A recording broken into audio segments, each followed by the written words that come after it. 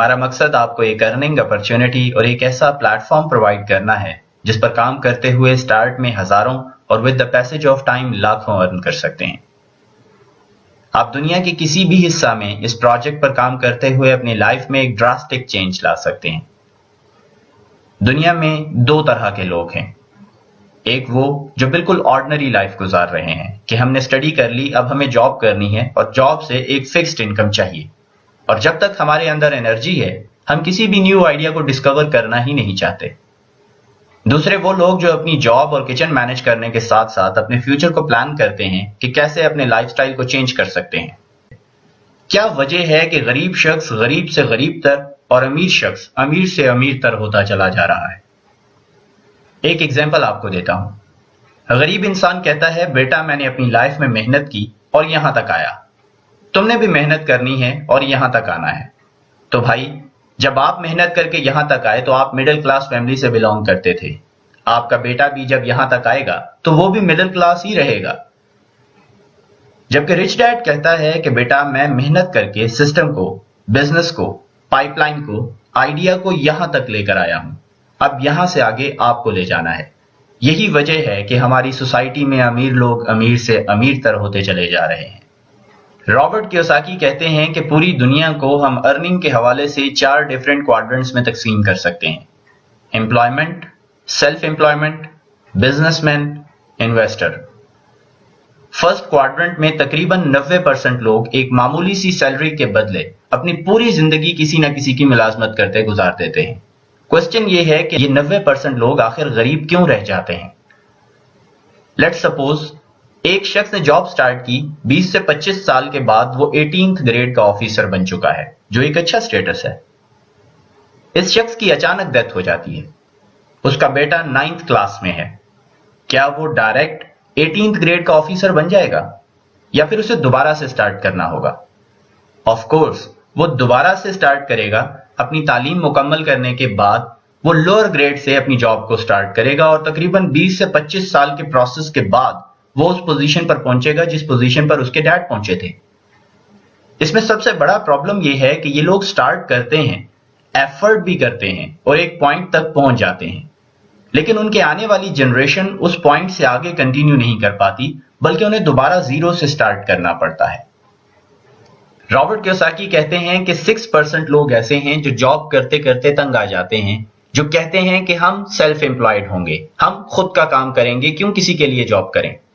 یہ لوگ سوئچ کر جاتے ہیں سیکنڈ کوارڈرنٹ میں، لائک ایک ڈاکٹر ہے تو وہ اپنا کلینک بنا لیتا ہے، ایک لائر ہے تو وہ ایک چیمبر اوپن کر لیتا ہے۔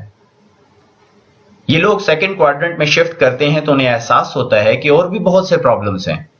جب میں جاب کرتا تھا تو مجھے فکسڈ انکم ملتی تھی، اب بینگ اے ڈاکٹر جب میں اپنا کلینک بند کرتا ہوں، جب میں خود بیمار ہو جاتا ہوں تو مجھے کوئی سیلری نہیں ملتی۔ اب مجھے اپنے سسٹم کو کنٹینیو رکھنے کے لیے کچھ نہ کچھ انکم چاہیے، اور کچھ عرصہ سیلف امپلائڈ رہنے کے بعد یہ کہتے ہیں کہ بھائی ہم جاب کرتے ہی ٹھیک تھے۔ رابرٹ کیوساکی کہتے ہیں کہ یہ دونوں لوگ نہیں جانتے کہ پہلے کوارڈرنٹ سے دوسرے کوارڈرنٹ میں یا دوسرے کوارڈرنٹ سے پہلے کوارڈرنٹ میں آنے کا نام کامیابی نہیں ہے۔ اگر سکسیس چاہیے تو آپ کو تھرڈ کوارڈرنٹ میں آنا پڑے گا۔ تھرڈ کوارڈرنٹ کے لوگ کیا کرتے ہیں؟ ایک سسٹم بناتے ہیں، then people work for you, پھر لوگ آپ کے لیے کام کرتے ہیں، لائک آپ نے ایک پائپ لائن بچھا دی، ایک آئیڈیا جنریٹ کر دیا۔ For example mobile network company کے آنر نے ایک سسٹم بنایا، ایک نیٹ ورک بنایا، اب ان کے لیے لوگ کام کر رہے ہوتے ہیں۔ ایک سیکنڈ کے لیے امیجن کریں کمپنی کا آنر بیمار ہو جاتا ہے تو کیا آپ سب لوگ سمس نکال کے توڑ دیں گے یا آنر کی انکم آنا بند ہو جائے گی؟ نہیں، انکم آئے گی اور آتی چلی جائے گی کیونکہ پیپل ورک فار ہم، اور کچھ ٹائم کے بعد وہ خود بخود تھرڈ کوارڈرنٹ سے فورتھ کوارڈرنٹ میں شفٹ ہو جاتے ہیں جہاں منی ورکس فار دیم۔ دنیا کا فیمس اکانومسٹ کہتا ہے کہ اگر آپ کو اپنی لائف میں غیر معمولی چینج لانا ہے تو آپ کو تھرڈ کوارڈرنٹ میں آنا ہوگا، ایک ایسا سسٹم بنانا پڑے گا جس میں لوگ آپ کے لیے کام کر رہے ہیں۔ اب سوال یہ پیدا ہوتا ہے کیا ہمارے پاس اتنی بڑی انویسٹمنٹ ہے کہ ہم موبائل نیٹ ورکس کی طرح ایک سسٹم بنا پائیں؟ ہم آپ کو بتائیں گے کہ سینچورین اسینڈرز کے ساتھ کام کرتے ہوئے آپ کیسے تھرڈ کوارڈرنٹ میں جا سکتے ہیں، جس میں آپ ایک بزنس مین بھی بن سکتے ہیں، ایک سسٹم بھی بنا سکتے ہیں جس میں لوگ آپ کے لیے کام کرتے ہیں۔ میں نے ایک کتاب میں پڑھا کہ اگر کامیابی چاہیے تو دن میں 24 گھنٹے کی بجائے 4000 گھنٹے کام کرنا شروع کر دو۔ تو مجھے لگا اٹس جسٹ اے فنی جوک، اٹس ناٹ پاسبل۔ پھر یہ بات سمجھ میں آئی کہ تھرڈ کوارڈرنٹ والے لوگوں کے لیے 4000 گھنٹے نہیں بلکہ اس سے بھی زیادہ کام ہو رہا ہوتا ہے، اسی لیے وہ لوگ امیر سے امیر تر ہوتے چلے جا رہے ہیں۔ جب آپ اس سسٹم کے تحت کام کر رہے ہوتے ہیں تو آپ کے پاس اتنی انکم آ جاتی ہے کہ آپ فورتھ کوارڈرنٹ میں شفٹ ہو جاتے ہیں جہاں منی ورکس فار یو۔ آپ کے لیے صرف پیسہ کام کر رہا ہوتا ہے، اور اس کی جیتی جاگتی مثال بل گیٹس ہے۔ صرف پیسہ انویسٹ کرتا ہے اور وہ ملٹی پلائی ہوتا چلا جاتا ہے۔ ان کوارڈرنٹس کو ذہن میں رکھیے گا کیونکہ اس سے اس پروجیکٹ کی اہمیت کو سمجھنے میں آسانی ہوگی۔ نیٹ ورک مارکیٹنگ اس وقت دنیا کی فاسٹسٹ گروئنگ انڈسٹری بن چکی ہے۔ دنیا کا امیر ترین شخص Bill Gates network marketing کے بارے میں کہتا ہے "If I would be given a chance to start all over again, I would choose network marketing." دنیا کا امیر ترین شخص کہہ رہا ہے کہ اگر دوبارہ زیرو سے سٹارٹ کرنے کا موقع دیا جائے اور چیلنج کر کے یہ کہا جائے کہ دوبارہ ٹاپ آف دا لسٹ بننا ہے تو میں نیٹ ورک مارکیٹنگ کو جوائن کروں گا۔ بل کلنٹن کہتا ہے کہ اگر آپ خود کو اور اکانومی کو سٹرونگ کرنا چاہتے ہیں تو نیٹ ورک مارکیٹنگ جوائن کرنا پڑے گی، اور یہی وجہ ہے کہ network marketing $178 billion annual turnover generate کر کے اس وقت دنیا کی فاسٹسٹ گروئنگ انڈسٹری بن چکی ہے۔ ہمیں سمجھ میں آ گیا کہ دنیا کا سب سے بڑا اکانومسٹ کہہ رہا ہے کہ اگر کامیاب ہونا چاہتے ہو تو تھرڈ کوارڈرنٹ میں آ جاؤ، اور تھرڈ کوارڈرنٹ میں ہم نیٹ ورک مارکیٹنگ کے تھرو آ سکتے ہیں۔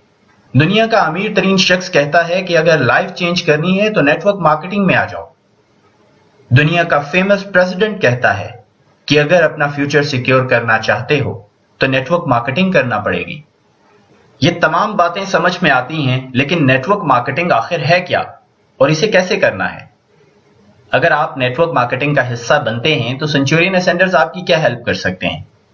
آپ آن لائن اپنے گھر میں بیٹھے ہوئے اس سسٹم کا حصہ کیسے بن سکتے ہیں؟ کیسے آپ اپنی لائف میں ایک ڈراسٹک چینج لا سکتے ہیں، اور کیسے پراؤڈلی سوسائٹی کو کہہ سکتے ہیں "yes I am big business main"?